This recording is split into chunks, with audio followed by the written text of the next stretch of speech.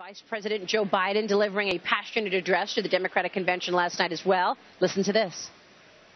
We've had candidates before who attempted to get elected by appealing to our fears, but they've never succeeded because we do not scare easily. We never bow. We never bend. We never break when confronted with crisis. No, we endure. We overcome. And we always, always, always move forward. That's why I can say with absolute conviction, I am more optimistic about our chances today than when I was elected as a 29-year-old kid to the Senate. The 21st century is going to be the American century. I want to bring in Republican pollster and Fox News contributor Frank Luntz with us right here. Frank, good to see you. Pleasure. All right, so let's talk about whether or not this resonated. The question we've been asking our guests all this week is, you've got a whole block of supporters for Hillary, you've got a whole other block of supporters for Trump, then there's this enormous block of independents and undecided. It's not that big, though. I just got to tell you, like Frank's been polling since his days at in 1980, so he's the best at this. He's the real deal. But he started before there was polling. So we're class of 8. I mean, this is you put on two people who went to the same university, graduated on the same day. I think he got better grades than I did, and I think I think that his house is bigger than mine, just for the record. So I'm watching these. Really, Hillary Clinton's base is 45%. Donald Trump's base is 45%. So they're fighting over 10%. And there's one clip, and I agree with the choice of Joe Biden. That clip right there was very powerful. I'm hoping that the control room has this, which is Mike Bloomberg. Yeah. I always spend 1 hour on the floor each day of the convention, and I had just stepped on the floor when Mike Bloomberg was speaking, and he blew me away with this clip that hopefully we can air. Let's run it. There are times when I disagree with Hillary Clinton, but let me tell you, whatever our disagreements may be, I've come here to say we must put them aside for the good of our country.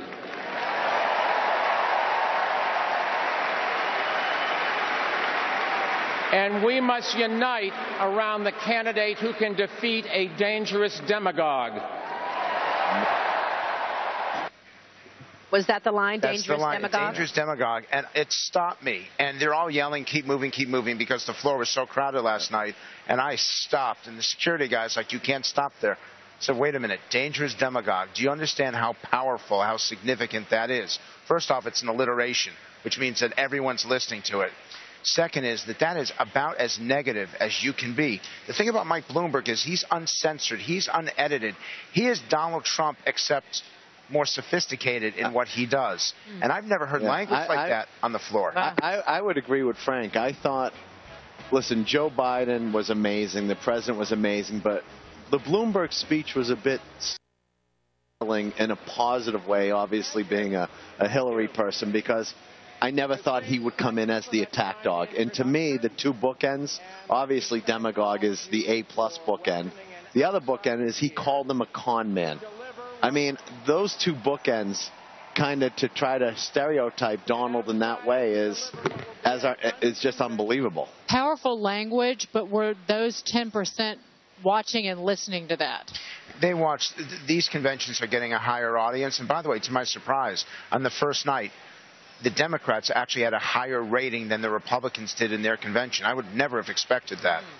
They are paying attention to it only in the 10 to 11 p.m. hour, but it filters its way into the bloodstream. And right now, that 10% really dislikes Donald Trump, really dislikes Hillary Clinton. And her challenge, and I'll give you, if I were her campaign manager, I would lower the podium.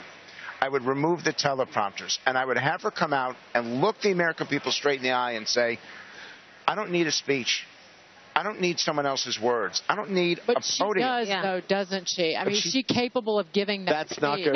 By the way, to be clear, that's not happening. Right. But because it's such an important speech, she's got to get it right. That will open her up to potential mistakes. But authenticity for her is really critical. Authenticity is absolutely critical because she's been in Washington for 25 years. What I was going to say is some of the most positive things that she has going for her is her surrogate base going into the next 3 months with President Clinton, Elizabeth Warren, Bernie, President Obama, Biden, and Michelle. It's also the toughest group of act to follow. Right. Okay. And the bar is really high. The bar right is really high. Last night was as good as a night can ever be. Look, we know that Trump got a bounce from his convention. Frank, you made headlines last week with your expectation of the convention bounce, putting Trump ahead of Hillary. What do you expect of this convention for Hillary? Will we see a bounce? You'll definitely see a bounce. I think that she will pull back even with Trump. There's a poll yesterday that had Trump up by 7 points. The Republicans had a good convention. The Democrats, after Monday, have had a good convention. When it's all said and done, if I see you 1 week from today, it will absolutely be a dead heat. It'll be within the margin of error. When will people start really focusing on the issues, the policies? When should we really expect that we're going to have a clear idea and believe the polls? If a candidate has more than a 5-point lead after the first debate, so it's roughly 1 month from today, that candidate will be the next president. That first debate is going to be watched by millions. And we need to create a drinking game, the four of us, and patent that drinking game for only people who are old enough to drink, because we will never have to work for Fox again. We will be so rich. So many millions of people are going to tune in, and they're going to want to drink after that debate is over. What are we drinking? What are we drinking? Me, in my case, I'm drinking soda. I thought you would have said the best line of the night, which, by the way, they didn't even know how to put it on the subtitles, was malarkey. Yeah, they didn't. Exactly. There was nothing about that. I picked out that word because I'm a student of When Biden says malarkey, I'm sitting in a box no one understood. Right, no one knew it. A bunch of malarkey. If you were just reading the screen, you didn't know what he said. I tweeted, I'm going to start saying balderdash all the time. But for the first time ever, I heard someone use the F word on the air on Fox. Ooh, no, I didn't hear that. This has been a convention of language, of wonderful words. Wow. A lot has happened these last 2 weeks, that's for sure. Frank, good to see you. Thank you. Thank you so much. Frank. Frank Luntz there.